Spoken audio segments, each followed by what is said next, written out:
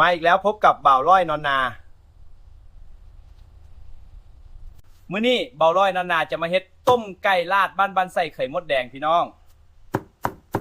เริ่มจากนำไก่บ้านเนื้อแน่นๆมาสับเป็นชิ้นพอดีคำเตรียมไว้ก่อนเลยครับ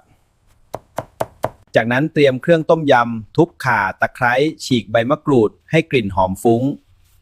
ตั้งหม้อดินบนเตาฟืนพอน้ำเริ่มเดือดก็ใส่เครื่องสมุนไพรลงไปเลยครับพอน้ำเดือดพล่านแล้วค่อยใส่ไก่บ้านลงไปต้มเนื้อจะได้ไม่คาวครับระหว่างรอไก่สุกมาโขลกพริกสดกับหอมแดงเตรียมไว้เพิ่มความจัดจ้านใส่พริกที่โขลกไว้ลงไปปรุงรสตามชอบตอนนี้กลิ่นหอมเตะจมูกมากครับขั้นตอนสำคัญใส่ไข่มดแดงเต่งๆลงไปตอนน้ำเดือดๆคนเบาๆก็พอครับเสร็จแล้วครับต้มไก่ใส่ไข่มดแดงซดน้ำร้อนๆแซ่บๆบรรยากาศกลางทุ่งนาเลยครับฝากติดตามเบาล่านอนนาเด้อมือหน้าจะแม่นเมนูหยังโปรดติดตามเด้อพี่น้อง